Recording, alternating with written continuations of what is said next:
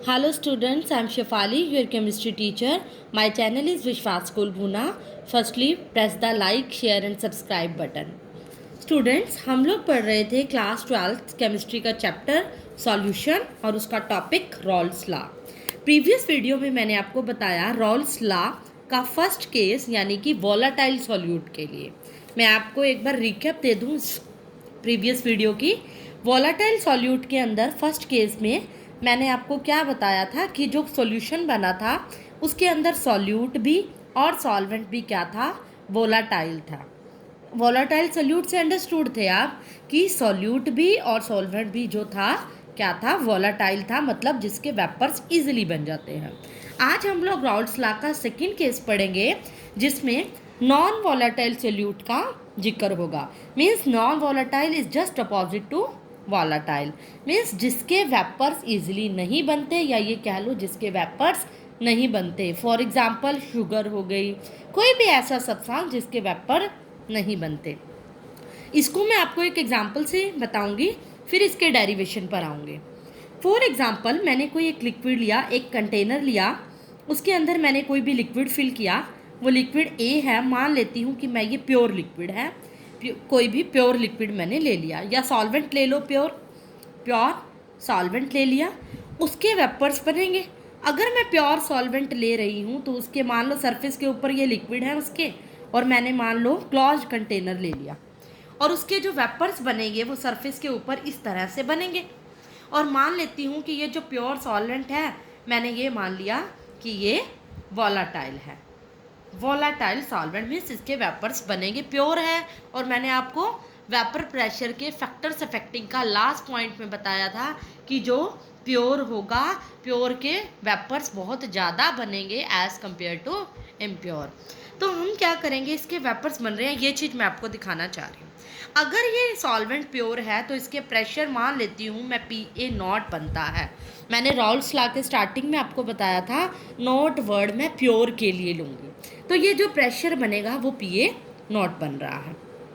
अगर मैं कोई नॉन वोलाटाइल सॉल्यूट इसके अंदर ऐड कर दूं, मीन्स इसके अंदर मैं नॉन वोलाटाइल सॉल्यूट ऐड कर दूं।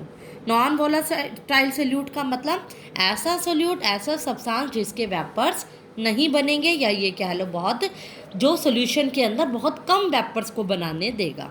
मीन्स अगर एक ऐसा सॉल्यूशन तैयार हो जाता है, उसके सरफेस पे दो तरह के मॉलिक्यूल्स होंगे, ए टाइप के और बी टाइप के। आप ये अंडरस्टैंड कर रहे होंगे, ये पिछली वीडियो में भी मैंने आपको ये सिंबल बताए थे कि ए जो फिल्ड सर्कल है और अनफिल्ड ए और बी टाइप के लिए है।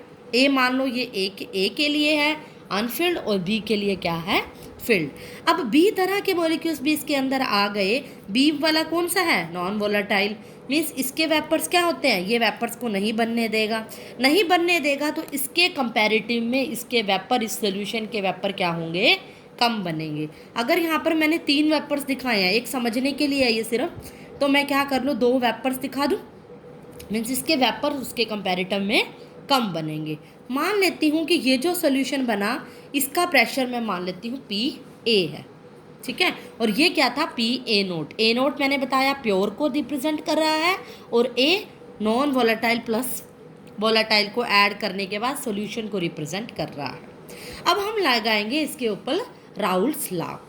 अगर मैंने क्या कहा था, राउल्ट्स लॉ क्या कहता है, किसी सॉल्यूशन की अपनी कुछ ना कुछ मोल फ्रैक्शन होती है। अगर इसका प्रेशर PA है तो इसकी मोल फ्रैक्शन क्या होगी, RA होगी। अगर मैं इसके ऊपर राउल्ट्स लॉ लगाऊं तो राउल्ट्स लॉ क्या कहता है, PA is directly proportional to XA, ये कहता है। और प्रोपोर्शनल हटाते हैं तो हम क्या आता है, कांस्टेंट। या फिर ये भी थी राउल्ट्स लॉ की स्टेटमेंट कि किसी भी प्रेशर का, किसी भी सब्सटेंस का जो प्योर फॉर्म में उसका प्रेशर होता है वो उसके मोल फ्रैक्शन के मल्टीप्लाई के बराबर होता है। ये हमने स्टेटमेंट पढ़ी थी राउल्ट्स लॉ की। अब मैं आपको कह रही हूँ, ये मैंने इक्वेशन नंबर मान ली है 1। अब देखो कि हमें क्या हुआ, इस कंटेनर के इस केस मान लो इसको मैं मान लेती हूँ फिगर B और फिगर A का नाम दे दूँ। मान लो फिगर B के ऊपर मैंने क्या लगा दिया, राउल्ट्स लॉ लगा दिया। मैंने कहा कि फिगर A के अंदर जो प्रेशर था PA0 था, और B के अंदर क्या है, ए है। तो मतलब मेरा पहले प्रेशर इतना था, जब मैंने इसके अंदर नॉन वोलेटाइल सोल्यूट डाला तो मेरा प्रेशर कितना हो गया, इतना हो गया। और मुझे ये भी पता है प्रेशर कम हुआ है, क्योंकि मैंने आपको कहा था ना प्योर फॉर्म में प्रेशर हमेशा ज़्यादा होता है। तो मुझे ये भी पता है ये वाला प्रेशर फर्स्ट केस के कंपैरेटिव में क्या है, कम है। अगर मैं चेंज इन वेपर प्रेशर निकालूं, मतलब मेरा कितना चेंज हुआ, चेंज को आप किससे रिप्रेजेंट करोगे, डेल्टा से। डेल्टा पी अगर मैं निकालूं तो वो किसके बराबर होगा, P A not minus P A. P A not मतलब फाइनल माइनस, या ये कह लो सॉरी, फर्स्ट केस वाला माइनस सेकंड, मतलब पहले जो ज़्यादा माइनस कम वाला। ज़्यादा कौन सा है, फर्स्ट केस वाला प्रेशर ज़्यादा ना, सेकंड वाला कम हुआ। ज़्यादा में से कम किया तो मेरा चेंज मुझे पता चल जाएगा कितना प्रेशर के अंदर चेंज हुआ। Is that clear? ये पॉइंट अच्छे से समझना है आपको, क्योंकि यहीं से हमारा डेरिवेशन स्टार्ट होगा। इस पॉइंट को मैं फिर से लिख रही हूँ। इस पॉइंट को यहाँ तक का आप सबसे पहले स्क्रीनशॉट ले लो और अपने नोट्स में ये बात लिख लो, ताकि हम इसको आगे कंटिन्यू कर पाएँ। तो मेरे डेरिवेशन में हमने क्या लिखा, मैं आपको इक्वेशन नंबर फिर से नोट कर रही हूँ। मैंने इक्वेशन बनाई P A is equals to P A naught X A, ये मेरी इक्वेशन नंबर 1 बन गई। और मैंने डेल्टा पी की वैल्यू निकाली, P A not minus P A value निकाल दी। अब मैंने क्या कहा, ये मैंने फिर से बता रही हूँ, ये प्योर फॉर्म का है, ये बाद में जो बना, ये पहले प्रेशर था, ये बाद में बना। पहले वाला ज़्यादा था क्योंकि प्योर था, ज़्यादा में से कम को मैंने माइनस कर दिया तो चेंज इन वेपर प्रेशर आ गया। अब मैं वैल्यू पुट करूँगी, फर्स्ट इक्वेशन में मेरे पास पी ए की वैल्यू है, जो कि इस इक्वेशन के अंदर मैं पुट करूँगी। पुट करो, P A not minus P ए की जगह P A naught X A, delta P की वैल्यू हो गई। दोनों इक्वेशंस के अंदर क्या है, दोनों जो कंपोनेंट है इसके अंदर P A not common low, max लगाना है 1 माइनस एक्स ए, किसकी वैल्यू आ गई, डेल्टा पी की वैल्यू। और हमें पता है मोल फ्रैक्शन, पिछली वीडियो में भी बताया था, X A plus X B is equals to 1। और अगर मैं इसमें से 1 माइनस एक्स ए की वैल्यू निकालूँ तो वो किसके बराबर होगी, एक्स बी की। 1 माइनस एक्स ए की वैल्यू उधर पुट करो, delta P is equals to P A not into में एक्स बी। ये है हमारी न्यू टर्म। अगर मैं इसको चेंज करूँ, मॉडिफाई करूँ, तो delta P by P A not equal to क्या होगा, एक्स बी। मीन्स मेरे पास एक नई इक्वेशन आ गई। ये मीन्स ये क्या है, देखो डेल्टा पी क्या है, चेंज इन वेपर प्रेशर। किसके रिस्पेक्ट में चेंज हो रहा है, प्योर जो क्वांटिटी थी, प्योर कंपोनेंट के रिस्पेक्ट में, वो किसके बराबर आ गया, दूसरे के मोल फ्रैक्शन के बराबर।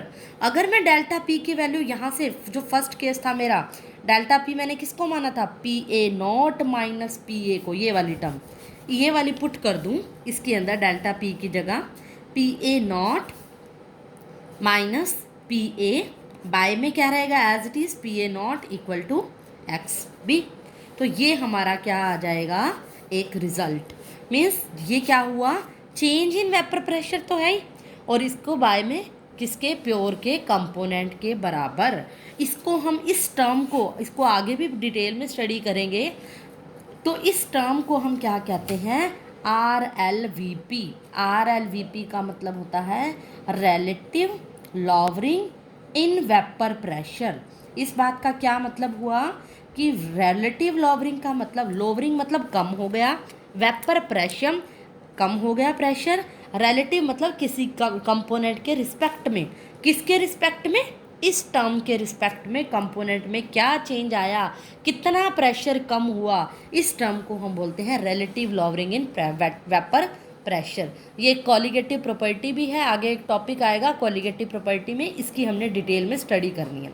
वहाँ जो डेरिवेशन आएगा वो यही है, वहाँ मैं दोबारा नहीं कराऊंगी, मैं आपको डायरेक्ट कहूँगी राउल्ट्स लॉ का सेकंड केस है इसका डेरिवेशन, तो अब आप इसको अच्छे से समझ लोगे।